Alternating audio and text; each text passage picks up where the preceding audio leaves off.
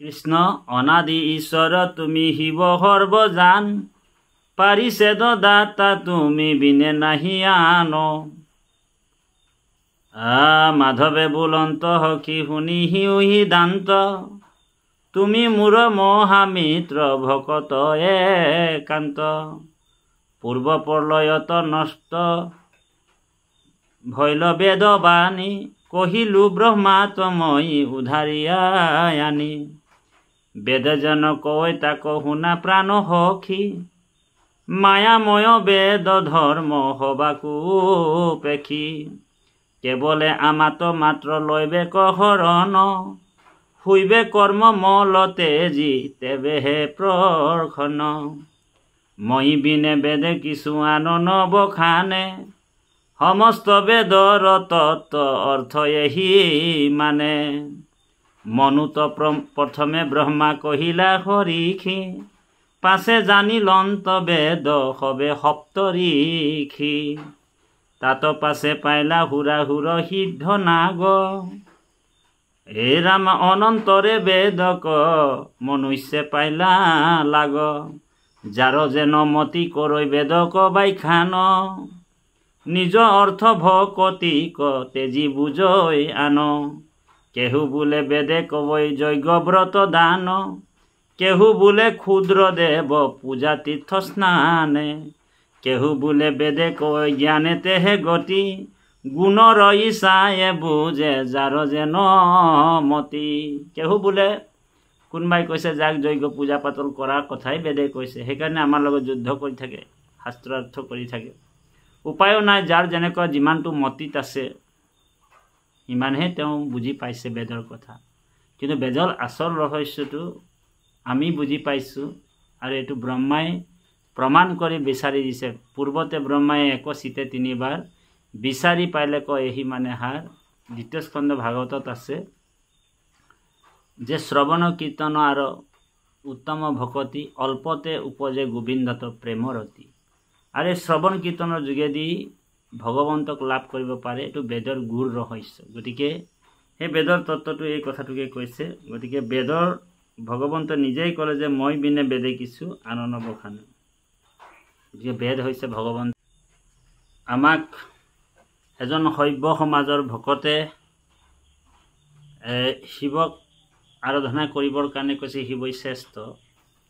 এতিয়া ইয়াতে ইমান সুন্দৰকৈ তত্ত্বটো কৈছে, আপুনি চাব 10ম স্কন্ধ ভাগৱততো আছে।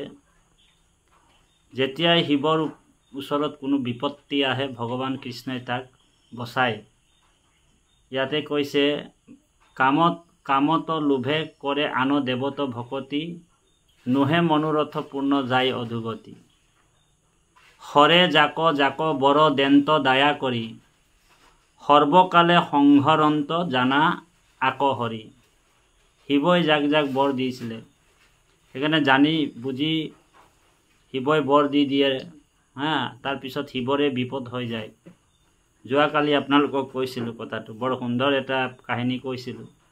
শিৱই বৰটো দি দিয়ে, আমাৰ ইউটিউববিলাকতো আছে, কিন্তু শিৱই নিজৰে বিপদ হৈ যায়।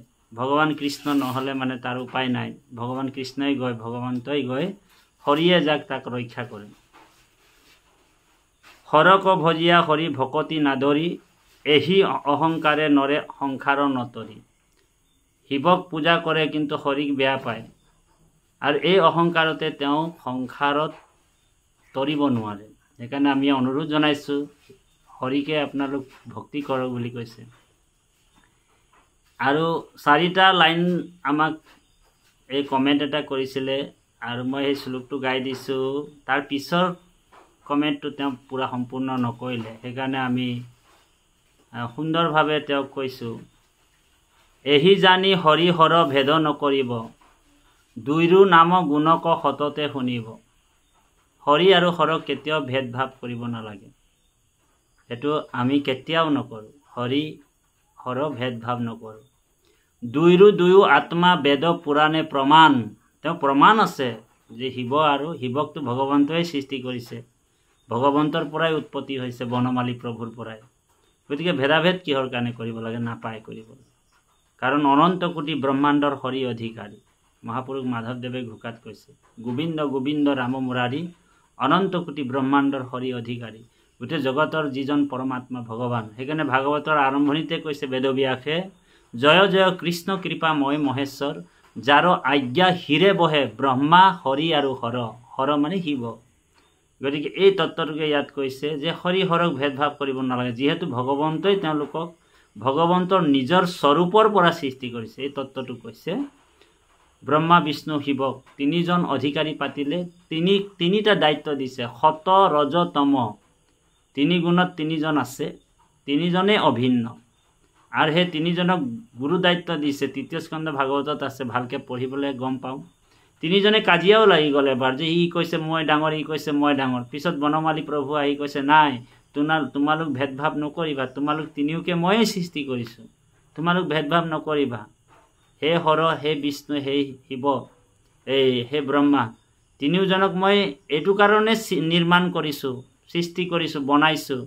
তুমি ব্ৰহ্মা সৃষ্টি কৰিবা, হে বিষ্ণু তুমি পালন কৰিবা, আৰু হে শিৱ তুমি সংসাৰ কৰিবা। এই কাৰণে মই তোমালোকক তিনিক বনাইছোঁ। বনমালী প্ৰভু নাৰায়ণে কৈছে, একেজন, সেই নাৰায়ণো একেজন, আৰু তেওঁৰ পৰা আপুনি ময়ো সৃষ্টি হৈছোঁ। সেইকাৰণে এই কথাটো কৈছে যে অভিন্ন আত্মা। বেদ পুৰাণে এইটোৱেই কৈ আছে। কি বুলি ক'লে? দুইৰো নাম গুণক সততে শুনিব, দুইৰো দুয়ো আত্মা বেদ পুৰাণে প্ৰমাণ, যিটো ভিন্ন দেখে সিটো পৰম অজ্ঞান। যিজন ভিন্ন দেখিব এজন পৰম অজ্ঞানী। এই কথাটো 4টা লাইন তেখেতে আমাক লিখি দিছিলে, আৰু আমিও মানিছোঁ, আৰু আমি মানিয়ে থাকোঁ। আমি অভিন্ন আত্মা দেখোঁ শিৱক। তাৰপিছত কৈছে শুনিব, ইয়াত 5ৰ লাইনটো তেওঁ নিদিলে। হে ৰামে কিন্তু এক নিষ্ঠ কৰি কৃষ্ণক ভজিব, ব্ৰহ্মা হৰ চৰাচৰ কৃষ্ণতে দেখিব, কাহাকো অসূয়া নকৰিব ভেদ বাদ, তেবে অবিলম্বে পাইবা পৰম প্ৰসাদ। গতিকে এই যিটো শ্লোক কি বুলি ক'লে, যে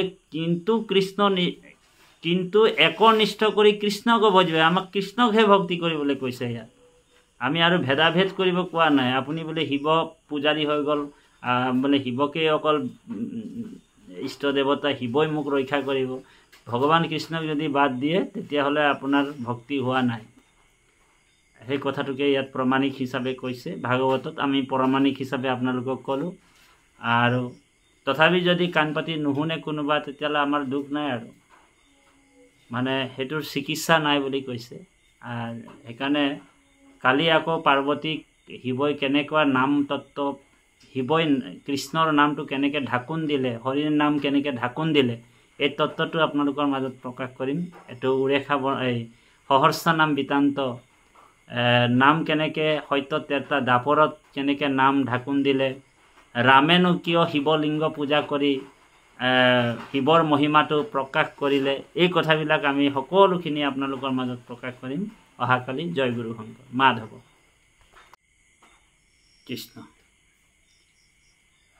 এই ৰাম কৰ্মকাণ্ড ৰাখিলন্ত অজ্ঞানীৰ পদে, কৰ্মী কনে ৰয় ঘোৰ পৰময়া পদে। কৰ্মকাণ্ড ৰাখিলন্ত অজ্ঞানীৰ পদ, কৰ্মীক নেৰয় ঘোৰ পৰম আপদে, পৰম বিপদে বা আপদে। এইটো ভাগৱত 6ষ্ঠ স্কন্ধত কৈছে। ৰাখিলন্ত কৰ্মকাণ্ড অজ্ঞানীৰ পদে, অজ্ঞানীৰ কাৰণে কৰ্মকাণ্ড। আচলতে কৰ্মকাণ্ডনো কি, এই তত্ত্বটো আমি বুজিব লাগিব। কৰ্ম আপোনালোক একেবাৰে সহজ কথা, এইটো আপোনালোক ভাঙনি কৰিলে আপোনালোক নিজেই পাই যাব বুজি, বহুত টান শব্দ নহয়। এতিয়া কৰ্ম শব্দটোৰ অৰ্থটো কেইবাটাও আছে, যদিও এটা হৈছে কাম কৰা বুজায়। যিকোনো কামৰ লগত আমি জড়িত হৈ কৰ্মটো কৰোঁ, খেতি বাতি বিভিন্ন এইবিলাক কৰ্ম কৰাটোকে কৰ্ম বুলি কৈছে। আৰু কাণ্ড শব্দৰ অৰ্থটো হৈছে উৎপত্তি। কাণ্ড ধৰি লওক কিবা গছ, কাণ্ড মানে কিবা এটা গছ পুলিৰ সৃষ্টি হৈছে, মানে য'ৰ পৰা উৎপন্ন হৈছে, সেইটোকে কাণ্ড বুলি কৈছে, কৰ্ম কাণ্ড। গতিকে কৰ্ম উৎপত্তিৰ স্থান, কৰ্মকাণ্ড। এতিয়া কৰ্মকাণ্ড ৰাখিলন্ত অজ্ঞানীৰ পদে। এতিয়া কৰ্মকাণ্ড এতিয়া যে ভাগৱতত আছে যে কৰ্মকাণ্ড ৰাখিলন্ত অজ্ঞানীৰ পদে। কৰ্ম মানে একফালে চালে কৰ্ম মানে হৈছে কামনা। কৰ্ম শব্দৰ অৰ্থটোৱে কামনা বুজায়। কাণ্ড যৰ পৰা উৎপত্তি। কাণ্ড শব্দৰ অৰ্থটো হৈছে উৎপত্তি। কামনাবিলাক যৰ পৰা উৎপন্ন হয় সেইটোকে কৰ্মকাণ্ড বুলি কৈছে। কামনাবিলাক যৰ পৰা উৎপন্ন হৈছে সেইটোকে কৰ্মকাণ্ড বুলি কৈছে।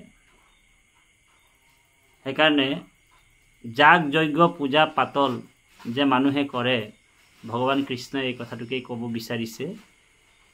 যাগ যজ্ঞ পূজা পাতল কিহৰ কাৰণে কৰে মানুহ? কামনাৰ কাৰণে, যে কামনা সিদ্ধি হ'ব, স্বৰ্গলৈ যাম, কোনোবা পুত্ৰৰ কামনা, কাৰোবাৰ ঘৰ মাটি বাৰীৰ কামনা, কাৰোবাৰ ৰাজ্যৰ কামনা, অভিলাষবিলাক আছে। গতিকে এই কৰ্মকাণ্ড ৰাখিলন্ত অজ্ঞানীৰ পদে। এই কামনাটো যিমান দেৰিলৈকে আমাৰ হৃদয়ত থাকিব তেতিয়ালৈকে কৰ্মকাণ্ডত থাকিব। আৰু কৰ্মকাণ্ড সেইকাৰণে অজ্ঞানীৰ কাৰণে। কিন্তু ভক্তিটো বেলেগ বস্তু। ভগৱন্তক নিবিচাৰিলেও আপোনাৰ কথা ভগৱানে জানে। আপুনি ভগৱানৰ ভকতি কৰি থাকক, ভগৱান নিজে নিজে আপোনাৰ কামনাবিলাক পূৰ্ণ কৰিব। সমস্ত অকাম সৰ্বকাম মুখ্য কাম উদাৰধি ত্ৰিবেণা যজয়তে ভক্তি পৰম পুৰুষম। তাৰমানে ভগৱান কৃষ্ণক যদি আমি কামনা নকৰিও ভকতি কৰোঁ, বা সৰ্বকামনা ভাৱেও ভক্তি কৰোঁ, বা নিষ্কামভাৱে ভকতি কৰিলেও ভগৱানে আপোনাক, ভগৱানৰ যদি ভকতি কৰোঁ ভগৱানে পূৰ্ণ কৰিব। সেইকাৰণে ভগৱানে কৈছে, এনে মোৰ ভক্তিটো নিষ্কামভাৱে কৰিলে মই বেছি ভাল পাওঁ, কিন্তু সকামী ভক্তিটো মই বেয়া পাওঁ। ভকতৰ অন্তৰত কি আছে মই জানো। সেইকাৰণে ভগৱানে কৈছে যে কৰ্মকাণ্ডত তোমালোক লিপ্ত নহয়, কেৱল মোৰ ভকতি কৰা। ভকতি কৰোঁতে আপুনি উপজয় জ্ঞান যোগ চিন্তি মৰে মিছা গল। তুমি যোগ চিন্তাও কৰিব নালাগে, ধ্যান কৰিবও নালাগে, জ্ঞান অৰ্জন কৰিবও নালাগে, কাৰণ সমস্ত জ্ঞানৰ মূল মই পৰম তত্ত্ব বুলি কৈছে। আকৌ ভগৱান কৃষ্ণই কৈছে, কৰ্মৰ পুচিলা মানি আকে শুনা মহামানী, যিটো নাম নধৰে আমাৰ, জনম গোৱাইলা মিছা নুশুনে কৃষ্ণৰ কথা, তাৰেহে নুশুনে আমাৰো কথা, তাৰেহে কৰ্মত অধিকাৰ। এনেকৈ হাজাৰ হাজাৰ কোটি বেদৰ মানে ফুলজাৰিত পাহৰি কিনি কোটি কোটি যজ্ঞ, কোটি কোটি ব্ৰত কৰি মানুহে কামনাৰ ফলত অন্ধ হয়। বিভিন্ন পুৰাণত বেদব্যাসে লিখি দিলে কামনাৰ কথা, আৰু আমুকক পূজা কৰিবি তামুকটো ফল, গণেশক পূজা কৰিবি সিদ্ধি পাবি, লক্ষ্মীক পূজা কৰিবি টকা পইচা পাবি, ধন সম্পত্তি পাবি, টকা পইচা পাবি। এনেকুৱা কামনাৰ ফলত অন্ধ হৈ কৰ্মকাণ্ডত লিপ্ত হৈ গ'ল। যাগ যজ্ঞ পূজা পাতল, শংখ চাগ কাটিছে, বলিও কৰিছে, নৰহত্যালৈকে কৰিছে কামনাৰ ফলত। সেইকাৰণে কৈছে যজ্ঞ কৰিছে তাতো পশু বলি দিছে। গীতাত কৃষ্ণই কৈছে, যজ্ঞে ৰিষ্টে স্বৰ্গগতিম পাৰ্থয়ন্তে ত্যক্তম ভুক্তম স্বৰ্গলোকম বিশালম ছিন্নম পুণ্য মৃত্যু লোকে বসন্তি। সেইকাৰণে মানে মহাভাগৱত শাস্ত্ৰত কামনাটো, বাকীবিলাক পুৰাণত বেদব্যাসে গলতি কৰিলে, ভুল কৰিলে কি কৰ্মকাণ্ডটো সোমাই দিছিলে, কামনা সোমাই দিলে। সেইকাৰণে বেলেগবিলাক শাস্ত্ৰ ধৰ্মটো মানে কপট সোমাই দিলে। কপট মানে কামনা। সেই কপটবিলাকক আঁতৰাবৰ কাৰণে আকৌ কোটি সূৰ্যৰ সমান পুৰাণ মহাভাগৱতৰ সৃষ্টি হ'ল, য'ত ধৰ্মত থকা কপটবিলাক আঁতৰাই দিলে। ধৰ্ম পূৰ্জিত কৈত্ৰবত্ৰ পৰমম নিমৎসৰণম সতম। এখন শুদ্ধ নিৰ্মল শাস্ত্ৰ, নিষ্কাম ভক্তিৰ শাস্ত্ৰ এখন বেদব্যাসে নিৰ্মাণ কৰিলে। আৰু সেইটোৱে হৈছে মহাভাগৱত পুৰাণ। আৰু মহাভাগৱত পুৰাণ যেতিয়া পঢ়িব তেতিয়া কৰ্মকাণ্ডৰ পৰা তেওঁ আঁতৰি আহি তেওঁ মহাভাগৱত শাস্ত্ৰ এবাৰ যদি পান কৰে, তেওঁ যেতিয়া এবাৰ অমৃত পান কৰে আৰু তেওঁ আৰু ঘোলা পানী খাবলৈ ইচ্ছা নকৰে বা গাখীৰ পানী খাবলৈ ইচ্ছা নকৰে।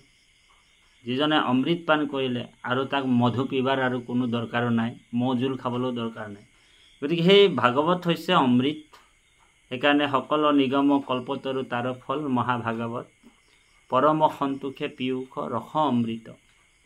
আৰু সেই অমৃত পান কৰাৰ পিছত আৰু সেই কৰ্মকাণ্ডত আৰু মতি নাথাকে। গতিকে আমি আপোনালোকৰ চৰণত সেৱা জনাইছোঁ। কৰ্ম শব্দটোৰ অৰ্থটো ইয়াত কৰ্মকাণ্ডৰ লগত যদি একেলগে থাকে, কৰ্মকাণ্ড দুটা শব্দৰ অৰ্থ দুটা ভাঙনি কৰিলে মানে এটা হৈছে কামনা, কাণ্ড মানে উৎপত্তি হোৱা। কামনা য'ৰ পৰা উৎপত্তি হয় তাকে কৰ্মকাণ্ড বুলিছে। সেইকাৰণে সেই কৰ্মকাণ্ড ৰাখিলন্ত অজ্ঞানীৰ পথ। সেই কৰ্মকাণ্ড ব্যৱস্থাটো মানে যাগ যজ্ঞ পূজা পাতল, এই যে এতিয়া যে বহুতে মানে ঢেৰ কিবা কিবি পূজা বলিদান কিবা কিবি কৰি আছে, সেইবিলাক মানে মানুহৰ মানে কামনাৰ হেৰি কৰি সেই পুৰাণবিলাক লিখি দিয়াৰ কাৰণে বেদব্যাসে উগুল থুগুল হয় বদৰিকা আশ্ৰমত বহি আছিল। সেইকাৰণে নাৰদে উপদেশ দিলে, তুমি অনেক শাস্ত্ৰ লিখিলা কিন্তু এতিয়ালৈকে কিন্তু তোমাৰ মনটো শান্তি নাই। গতিকে আকৌ তুমি য'ত কৰ্মকাণ্ড নাথাকিব তেনেকুৱা এখন শাস্ত্ৰ লিখা, য'ত মানে কামনা ৰহিত এখন শাস্ত্ৰ, য'ত নিষ্কাম ভক্তিৰ কথা কৈছে তেনেকুৱা এখন শাস্ত্ৰ, য'ত গোবিন্দৰ যশ কীৰ্তন গুণানুকীৰ্তন আছে সেই তেনেকুৱা এখন শাস্ত্ৰ লিখা, যাতে মানুহবিলাকে নিষ্কাম ভক্তিৰ যোগেদি ভগৱান কৃষ্ণৰ ভকতি লাভ কৰিব পাৰে। জয় গুৰু শংকৰ। আৰু সেই পৰম পদ ভগৱান কৃষ্ণৰ চৰণত যাব পাৰে। ভগৱান কৃষ্ণই গীতাত কৈছে, ন তদ্ৰ ভাস্ৰয়তে সূৰ্য ন শশাংকো ন পাৱকো যৎ গত্তা ন নিৰ্বন্তন্তে তদ ধাম পৰম মম। সেই মোৰ পৰম ভকতৰ কাৰণে মই স্পেচিয়েল বনাই ৰাখি দিছোঁ। জয় গুৰু শংকৰ কৃষ্ণ।